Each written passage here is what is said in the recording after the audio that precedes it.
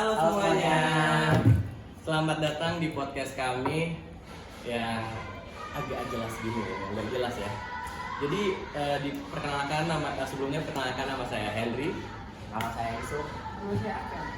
Nah, pada podcast kali ini sebelumnya maaf ini kami sambil ngerjain tugas nih. Ya, jadi bisa. nyatet lah ya. Jadi di podcast kali ini kita bakal ngebahas tentang penjajahan Jepang di Indonesia.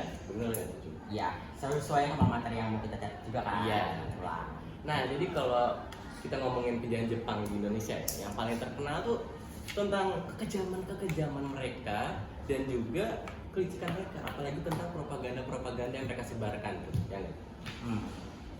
Sebenarnya kayak kan mereka tuh datang ke Indonesia tuh baik banget ya. Ya. Kayak dia nyampe musir Jepang, musir Belanda kan, kayak terus itu kayak karena udah apa sih rasa terima kasih sama kayak ini kan ke Jepang, Indonesia tuh kayak membuka tangan gitu Iya, masih membuka kayak tangan. udah datang lah ya. Lapang gitu. dadakan lah, Iya. menyambut dengan Kayak, senang. ya udah datang deh sini gitu kan, dia baik cuy gitu. Terus kayak disambut hangat banget. Terus itu kayak kita sempat kayak kerja sama gitu kan ya kan sih, Sama kayak bikin ya, organisasi juga. organisasi ini itu. Jadi bisa dibilang tuh propaganda Jepang ini lumayan sangat efektif ya, sangat bersih juga sih bisa dibilang ya. Soalnya nggak ketahuan gitu nggak sih, Nah, sampai iya. kayak baru kelihatan Iya, wujud betul. aslinya tuh di tengah-tengah Di ya. tengah-tengah. Soalnya mereka tuh melakukan propaganda dari berbagai arah, mulai dari media massa, media TV dan juga koran, dan juga sampai pendidikan cuy. Nah, jadi Jepang itu mungkin melepas image buruk yang sudah ditetapkan oleh Belanda dulu, di mana rakyat-rakyat Kan Belanda doang. Iya, Apa loh ya? ya juga di mana ya pribumi dan rakyat-rakyat sana tuh tidak diperbolehkan untuk mendapatkan pendidikan, dan akhirnya ya Jepang karena dengan topeng manisnya Dengan itu pemikiran baru yang Iya. berbeda gitu. mereka membiarkan penduduk-penduduk Indonesia untuk mendapat pendidikan, namun ada tapinya nih, ada tapinya pasti. ada percikan-percikan propaganda, ada serbuk-serbuk propaganda yang berteburan di berbagai medium pembelajaran dan pendidikan di berbagai ya sekolah-sekolah yang dibuat oleh Jepang lah ya di seluruh Indonesia. Dan gak cuma itu, tapi bisa bilang Jepang ini ya, karena sistem propaganda yang sangat meluas loh, mereka tuh benar-benar mempengaruhi banyak sekali aspek yang sampai sekarang tuh di Indonesia masih ada. Kayak misalnya pendidikan tuh bisa dari SD, sistem SD, SMP, SMA tuh sampai sekarang tuh itu awalnya dari Jepang loh. Ya, kita dipakai sampai sekarang loh. Itu Wow, keren banget sih. dan gak cuma itu, mulai ada juga kegiatan sosial kayak patembayan, paguyuban, itu awalnya juga dari Jepang sistemnya. Dan gak cuma itu, dari politik dan lain-lain. Mungkin Kalau di bidang politik ya, iya, kalau bilang politik ya itu kita adanya restrukturasi pemerintahan. oh iya, membuat ulang ya. Iya. Jadi kita tuh ada dua dulu, angkatan darat dan angkatan laut. Nah itu angkatan darat itu namanya Rikugun. Rikugun, oh iya Rikugun ya. Nah kalau angkatan laut itu Kaigun namanya kalau saya. Rikugun. Nah wilayah-wilayahnya itu yang angkatan darat itu ada Sumatera dan Malaya. Kalau angkatan laut itu ada banyak nih, ada Jawa, Madura, Kalimantan, Sulawesi, Nusa Tenggara, dan Papua. Kalau angkatan laut ini dia tuh militernya tuh ada yang paling kuat deh pokoknya, yaitu yang ada di Jawa. Nah yang kedua itu selain restrukturasi pemerintahan itu, kita ada organisasi administrasi. Nah sekarang kan kita ada RT dan RW ya. Iya itu, Ya. benar. Itu pasti dari Jepang kan? Iya dari Jepang. Sistem. Dulu itu namanya Tonarigumi. Nah, yang kedua itu nama-namanya nih diganti nih. Nah, dulu itu Karisidenan tuh, namanya sekarang diganti oleh Jepang, dulu diganti jadi Shu. Kalau kabupaten itu dulu namanya Ken. Oh iya. Diambil belakang-belakang. Iya. Iya. Jadi kayak berarti itu kalau sistem penyebutan namanya tuh kayak nama daerahnya terus baru ada Ken. Ken. Berarti Nah, kayak gitu. Jakarta Ken gitu. Iya. Keren sih. Kota Praja. Itu jadi Shi kalau nggak salah. Berarti mereka juga sempat ngubah-ngubah nama daerah juga ya? Iya benar. Oke. Terus kalau di Danan juga diganti jadi Bun, kecamatan jadi So, terus desa jadi Ku. Nah gunanya Sistem ini. ada sistem itu dan ada tonali bumi atau RT RW itu kan tahu nggak? Mata apa tuh? Itu buat memata-matai rakyat-rakyat yang misalnya dia anti Jepang atau dia kayak nggak setuju sama sesuatu yang diusulin sama Jepang, itu buat dimata-matai. Jadi sampai satu orang pun itu harus dimata-matai, harus diperhatiin. Jadi emang sistemnya bagus ya. Soalnya kan kalau bisa dilihat dari sistem sekarang itu kan mulai dari kabupaten, provinsi, mulai dari sampai yang paling kecil RT. Itu bisa dibilang kalau zaman dulu ya, itu benar-benar semua orang bisa dimata-matai ya. Iya. Tapi serem nggak sih? Kayaknya gua kalau hidup di zaman itu nggak bisa deh. Mau gibah nggak bisa ya kan? Kayak Nanti kita gitu. Iya, Mau gibah dikit set besoknya waduh waduh tinggal nama kayaknya. Iya. Tapi betul gua sambil makan ya. Oh ya nggak apa-apa, silakan. Aduh. Nah selain politik nih ya, gue juga harus tahu beberapa lah Apa tuh? tentang di bidang ekonomi nih dulu. Ekonomi ya. Nah, kalian tahu kan seberapa obsesnya Jepang terhadap apa ya? Posesif lah, boleh dia terhadap Ya. Indonesia itu dia obsesi. Itu pengen Indonesia tuh pengen jadi Jepang gitu. Nggak boleh ada unsur-unsur budaya lain gitu. Oh Jepang iya. semua. Oh, Yang dihancur-hancurin itu Nah, kan. itu. Ah, nah selain itu kalau di bidang ekonomi ini ada asimilasi aset namanya. Nah dulu yang punya Belanda itu kayak ada bank, ada pabrik-pabrik itu semua diambil oleh Jepang. Nah orang Indonesia yang kerja di bank atau pabrik tersebut itu jadi yang nggak punya pekerjaan dan dia ya udah jadi gimana ya, jadi sengsara gitu, nggak punya pemasukan ekonomi. Nah, itu dia. Berarti benar-benar masukan yang awalnya apa ya? Yang awalnya dulu ya. buat ngebangun gitu. Iya, yang awalnya dulu kerja di Belanda, bukannya dibalikin lagi ke masyarakat tapi diambil semua. Diambil semuanya. Itu Tapi itu tuh. Apa tuh? keren gak sih kalau misalnya kita kan ASEAN ya gitu, terus habis itu ada bangunan Eropa, keren gak sih? Kayak Iya benar juga tuh. iya kan? Itu gue mau sedikit nambahin nih. Jadi seperti yang tadi Apel bilang itu banyak namanya rekonstruksi, nggak cuma dalam bidang politik pemerintahan tapi juga dalam bangunan-bangunan juga nih, infrastruktur Indonesia. Salah satunya yang mau aku bahas ini itu Jakarta sih, yang dulunya Batavia. Nah jadi tuh geografi tempat Batavia itu Jakarta itu sangat mirip dengan salah satu kota di Belanda yang aku lupa namanya apa, tapi pokoknya tempatnya sama dekat laut. Nah mungkin udah ada beberapa tahun udah pada tahu nih pada mau bahas apa nih. Jadi tuh dulu karena Belanda tahu banget sama geografi Jakarta yang mirip banget sama yang ada di tempat mereka, mereka tuh membangun secara sedemikian rupa infrastruktur Jakarta biar apa namanya sesuai gitu dengan bahan geografinya. Jadi yang bisa dibilang tuh cocok lah sama tempat tersebut.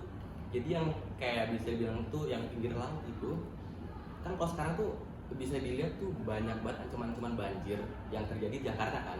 Itu karena ya keteledoran dan juga infrastruktur yang kurang bagus. Nah tapi di zaman Belanda itu nggak ada yang namanya kayak gitu. Nah tapi karena datangnya Jepang datang ke Indonesia, yang tadi Akel bilang mengubah infrastruktur itu dan membangun ulang, dan jadi tuh sekarang semenjak Jepang datang Jakarta itu malah jadi lebih kota metropolis yang banyak bangunan-bangunan tinggi, bangunan-bangunan seperti itu. Yang sekarang tuh kalian bisa lihat lah di Jakarta tuh banyak monumen lah, banyak bangunan-bangunan tinggi yang sebenarnya itu sebenarnya bagus-bagus saja tapi nggak cocok dengan geografis itu. Geografi Jakarta. Iya benar sekali. Cuman emang kayak ya namanya Jepang lah ya, gue bingung juga sih. Tapi lo menurut gue ya keren gak sih ya apa namanya Jepang masuk ke Indonesia terus kayak disambut terus tiba-tiba baru menunjukin ininya, manipulatifnya keren gak coba menurut gue ya. Oh, jadi gitu loh Job. Iya, bilang kayak Tapi aja gitu bisa. dia bilang ya, kalau menurutku, iya memang propaganda yang mereka lakukan emang kejam dan jelek lah ya, nggak boleh ditiru lah ya. jangan, kalian nggak boleh ya kayak gitu ya melakukan propaganda di sekolah. korupsi uang OSIS itu aduh nggak boleh. Aman. Sekolah itu nggak ada kok. Aman. Iya di sini nggak ada. Anyway, jadi tuh ini mau apa ya? Apa namanya, propagandanya itu bisa dibilang lumayan efektif dan bagus, setara dengan apa yang dilakukan tuh Jerman, Nazi Jerman yang ada di Eropa. Gue pernah tuh baca artikelnya cuy. Apa tuh? Iya kan kayak dia tuh kayak hampir ngikutin gak sih cara-caranya tuh. Jadi ya emang bisa dibilang Jerman sama Jepang tuh emang solid ya pas Perang Dunia Kedua tuh. Mereka tuh salah satu sekutu ya, benar sekutu. Jadi bisa dibilang tuh kayak Nazinya Asia gitu kan. Soalnya mulai dari apa ya, obsesi mereka dengan mengekspansi ke teritori mereka juga dan melakukan itu melalui propaganda yang sangat keren gitu loh. Di luar nalar ya. Iya di luar nalar emang good. Siapa sangka gitu. Ya siapa sangka. Sampai segitunya loh. Tapi lu bayangin deh kan ya, orang yang tadinya kan ini pas zaman Belanda nih, Belanda udah pergi nih ya, terus gitu kayak kita udah enak nih kerja, kita dapat pemasukan gini gitu kan.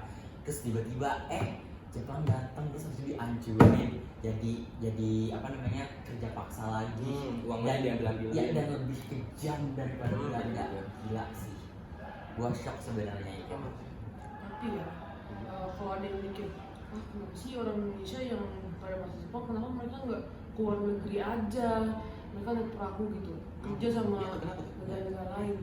Nah, ini balik lagi karena Jepang tuh benar-benar posesif tau gak sih.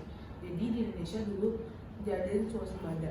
Jadi kita nggak boleh impor barang-barang kita ke luar negeri, kita jual ngambil berhubungan dengan negara lain. Kayak dulu kan kita ada Soekarno, ada dan tokoh-tokoh lain yang besar gitu. Itu mereka tuh dibeli apa ya, akomodasi juga sebenarnya. Mereka bisa memimpin kayak organisasi seperti itu. Terus ya walaupun mereka tokoh besar gitu di Indonesia yang berpengaruh, mereka tetap aja mereka nggak boleh berhubungan dengan negara lain. Semua itu harus bergantung sama Jepang. Berarti itu sama kayak pada masa Jepang yang nge-lockdown negaranya itu kan, yang zaman sebelum perang dunia. Iya. Itu pas zaman-zamannya mereka nggak ngebolehin warganya sendiri buat ekspor ataupun impor dari luar negeri. Ya diutamain buat negaranya dulu, buat ini kan berkembang, terus ya buat ini rasa nasionalismenya tinggi dulu baru ini kan. Ya bisa dibilang itu lumayan bagus juga sih buat Indonesia, karena bisa dibilang tuh dengan mereka melakukan hal itu, Indonesia dan Jepang bisa lebih fokus membangun daerah-daerah yang ada di Indonesia gitu daripada ke yang lain Muslim. Tapi kan kita juga harus melihat target yang kita juga. Iya sih. Walaupun kayak gitu ya guys, maksudnya di itu kan posesif ya, biar kita tuh belum sama Jepang, jadi ini antara Indonesia dan Jepang aja nih. Sebenarnya kita tuh dulu juga nggak bisa punya banyak duit guys, karena ada setoran wajib dulu namanya. Jadi setoran wajib itu misal kita kerja dengan Jepang, terus pendapatan kita 30% itu kembali lagi ke Jepang, dikasih lagi ke Jepang. Bukan 30% aja, ada tambahan lagi 20%. Itu untuk lembaga desa yang dibuat oleh siapa? Jepang Juga. Seperti kayak pajak, cuma gila juga ya, pajak 20%. itu mengatasnamakan membangun negara dengan mengambil uang rakyat. Uang rakyat. Padahal ujung-ujungnya gua kaget banget ya, kayak dia cuma 3 tahun cuma 3 tahun loh. Iya, 3 tahun. Kita bayangin deh, negara lain itu masih Belanda lah ya, kayak Jadi apa? Iya gitu, enggak segitunya gitu, kayak anjir lah, kayak Mereka tuh bener-bener apa ya, mulai otaknya dan juga obsesinya tuh ambisinya tuh sangat-sangat membara lah. Kita salah satu yang mungkin penyebabnya sih. Dan ingat ya guys, itu cuma pendapatan doang.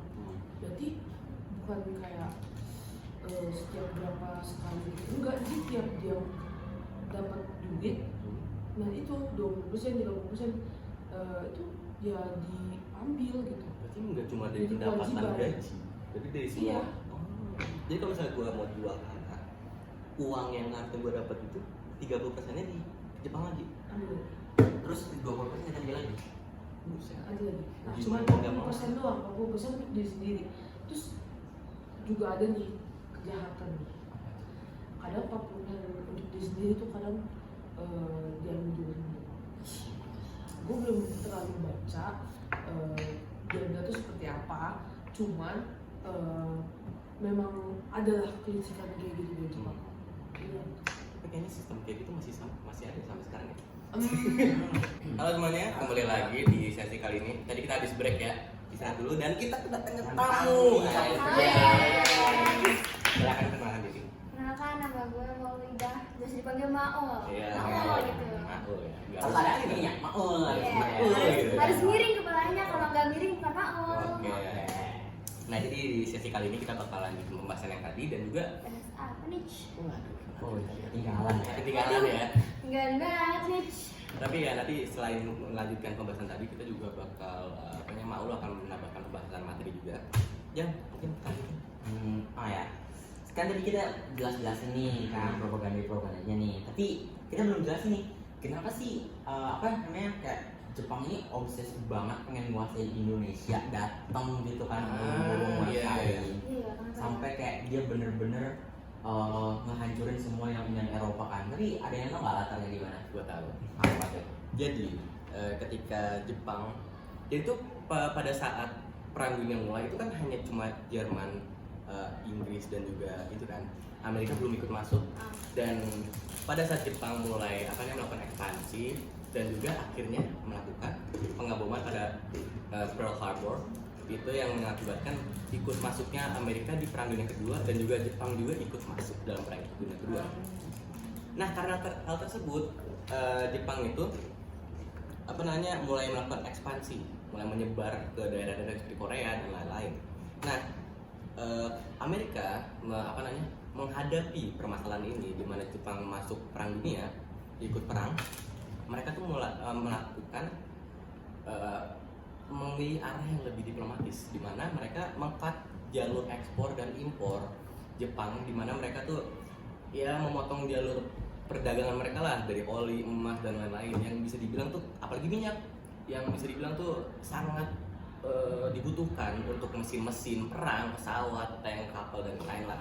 Jadi karena itu Jepang tuh mulai mulai menyebar-nyebar, akhirnya mereka menemukan suatu harta karun, sebuah negeri Nusantara yang sangat hebat. Berlimpah Ya, ya. Indonesia. adalah negeri kita. Indonesia cuy. teman-teman. Jadi bisa dibilang Indonesia itu selain beragam karena banyak pulau-pulau itu banyak juga rempah-rempah, terus minyak, oli, emas juga tuh apalagi. Dan itu menyebabkan Jepang yang akhirnya obses terhadap Indonesia gitu. Mereka Mereka cuma buat apa modal? iya, awalnya mereka buat modal perang doang. Gitu. Karena seringnya ini. Iya. Biasa, bukan biasa. Gitu. Jadi gimana? Ada mau nambahin? Ada nggak sih? Ini gue mau nanya ya. Iya. Gue mau nanya. Ada nggak sih perubahan apa sih dampak perubahan Jepang ke Indonesia? Kalau menurut kalian? Banyak sih. Banyak. Salah satunya? Iya, salah satunya kayak Seperti yang tadi aku bilang, Apa tuh?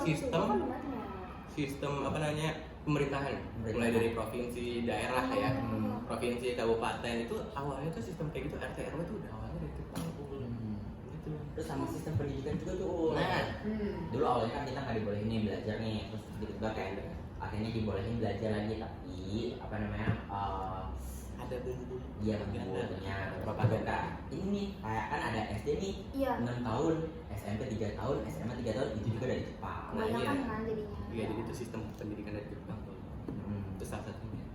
Ya terus bangunan-bangunan juga banyak. Mirip-mirip Jepang gitu kan? Iya. Di mana sih itu di kota-kota? Ya yang- kota-kota lah kayak kota-kota Jakarta, juga. kayak tadi yang gue bilang di Jakarta tuh menjadi kota yang metropolis karena emang Jepang pengennya dibuat kayak gitu. Kalau di bidang sosial kalian udah tahu belum? Sosial apa tuh? Apa tuh Kak? Nah, karena Jepang ini posesif banget ya sama negara kita yang sangat kaya ini. Iya. Jadi tuh dia melarang budaya barat gitu. Jadi yang dulu ditinggalin oleh Belanda itu semua diganti. Nah kalau di sini tuh karena di bidang sosial tuh aku mau membahas Yang sistem pemerintahnya diganti ya tadi. Oh iya yang tadi. Jadi ada RT RW dan juga dulu tuh Belanda ada apa ya sistemnya? Semua diganti deh. Ada militer ya. Nah itu diganti juga. Nah terus kalau sistem pendidikan juga dulu tadi udah disebut kan. Belanda dulu tuh kalau di masa Belanda tuh apa ya? Yang mulai sekolah tuh semua bangsawan dan duit. iya dan Belanda itu sendiri. Iya. Dan juga jadi ganti jadi kita boleh sekolah Ya, kayak semuanya apa, boleh kita sekolah, cuman ya tuh Ya untuk di apa tangan unsur Jepang Iya, gitu. propaganda. Ya kita harus nyanyi lagu kebangsaan Jepang. Parah banget. Nah itu juga jadi asal usulnya upacara. Oh, yang sekarang kan dulu tuh namanya apa tuh di Ero Hiso apa ya? gue lupa deh, tapi pokoknya itu. Iya. Terus dan itu jadi kebiasaan kita setiap hari Senin buat menghormati para pahlawan kan, upacara. Jadi tuh kalau dulu kan, kalau sekarang kan kita hormatnya ke bendera. Ah. Kalau dulu kita hormatnya ke matahari. Karena dulu tuh Jepang tuh memuja dewa matahari gitu. Ini juga ada di bendera Jepang juga ada ya. Iya. Yang bulat matahari itu ya? merah dan putih. Iya. Oh berarti itu lambang mata yang merah itu yang warna tengah bulat itu tuh lambang Iya. matahari ya? Makanya mereka dinamakan Nippon karena itu artinya tuh negeri matahari lah. Karena mereka memuja matahari gitu. Dan juga dulu warga Indonesia juga harus hormat kepada matahari ya, hormat gitu. Hormat. Gimana apa namanya? Lupa deh. Apa namanya kayak banda yang itu apa sih namanya? Kayak penghormatan lah ya. Iya. Kekaisaran gitu. Iya. Anjay. Oh Gimana, iya. gimana, Jadi tuh gimana? jadi kalau misalnya di Jepang Jepang si Jepang banget oh iya. Iya. banyak orang Jepang loh dia. Curiga gue ya lama-lama. Di sana, nah, di situ matahari. Banyak Iya. teman-teman Jadi tapi Jepang ya. sebenarnya hal itu juga dilakukan untuk menghormati kekaisaran juga kayak kaisar-kaisar Jepang. Jadi kayak misalnya dulu tuh misalnya ada pemimpin-pemimpin Indonesia yang dibawa kekaisaran itu disuruh buat hormat dan hormatnya tuh kayak gini. Kenko Heika Bandai gitu. Nah jadi Kenko Heika tuh artinya nggak tahu artinya apa. Pokoknya artinya yang Ya, hormat. kekaisaran lah ya. Tapi untuk matahari juga sama kayak gitu. Untuk apa namanya menghormati matahari. Oh ya, tapi ada yang kalau yang itu nggak sih 3A itu awal-awal 3A kemarin itu dibahas. yang propaganda itu ya? Ya. Jadi itu apa namanya propaganda 3A yaitu Nippon Cahaya Asia, Nippon Pelindung Asia dan Nippon Pemuda Asia. Jadi itu mereka dengan melakukan propaganda ini, seperti yang tadi gue bilang, propaganda mereka itu sangat bagus lah untuk daerah-daerah Asia Tenggara ini. Soalnya mereka membuat image bahwa mereka tuh pahlawan Asia dengan membebaskan negara-negara seperti Indonesia dari kolonial-kolonial Barat seperti Belanda dan Spanyol dan Portugal dan lain-lain gitulah. Makanya muncullah propaganda 3A tadi. Nah, ini gak ada mau bahas lagi. Mau bahas apa sih? Kekejaman Jepang. Sekarang kita mau benar-benar bicara tentang kejamnya itu ngapain aja.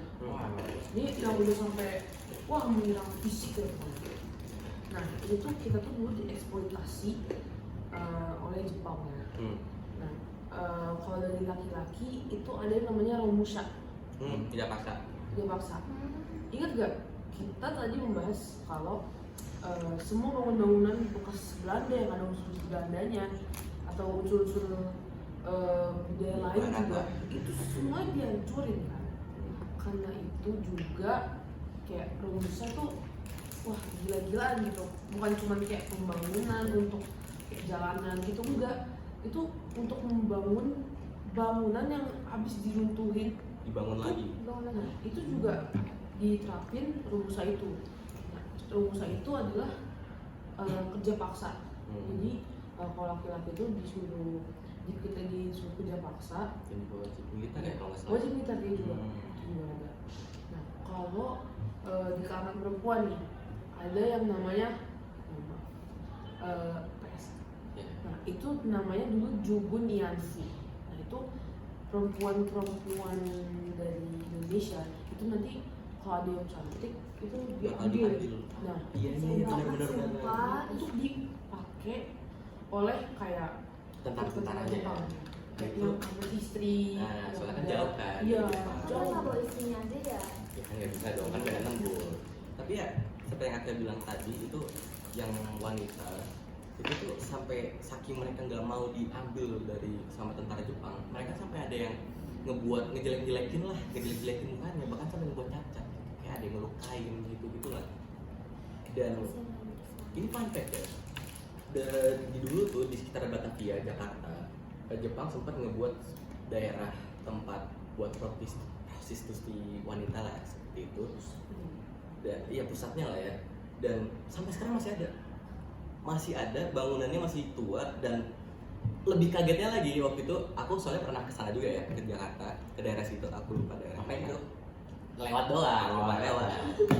Jadi bisa Lewat katanya guys. lupa lewat ya. Jadi bisa dibilang tuh selain bangunannya masih kuno, tua-tua gitu, masih banyak yang apa prostitusi wanita masih berjalan juga di sana. Masih kelihatan wanita-wanita yang jalan di sana yang ya gitulah. Pakaiannya setengah bahan. Iya, kurang bahan ya sepertinya. Kurang dijadi. Ya, jadi bisa dibilang sampai sekarang tuh emang apa masih ada gitu ya. Jadi kalau kalian tahu Ikebukuro tuh yang red light district ya, distrik yang ya gitulah di Jepang. Vibe-nya sama, cuma mungkin lebih zaman-zaman dulu lah ya. Iklan guys, maaf. Apa tuh? Iklan. Oh guys, tadi mohon maaf nih ada gangguan teknis, jadi kita lanjut lagi. Panggilan ibu negara kan. Panggilan ibu negara benar tuh. Betul. Oke lanjut. Oke. Dingin lagi ngapain? Sorry guys. Udah. Tapi guys, dari kekejaman, kekerasan dari Jepang itu ada manfaatnya nggak sih? Kalau gue ada sih. Kayak misalnya Apa? apa manfaat Budaya. ya budaya, Budaya. terus beberapa kayak Pendidikan. pendidikan.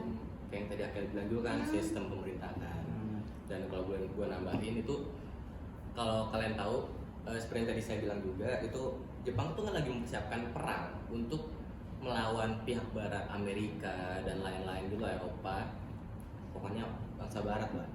Dan itu mereka membuat suatu pasukan militer khusus di Indonesia yang kayak peta, terus ada banyak lah ya. Dan itu emang wajib militer itu emang dibuat khusus untuk sebagai apa ya? Bisa dibilang tuh benteng terakhir Jepang melawan bangsa Barat.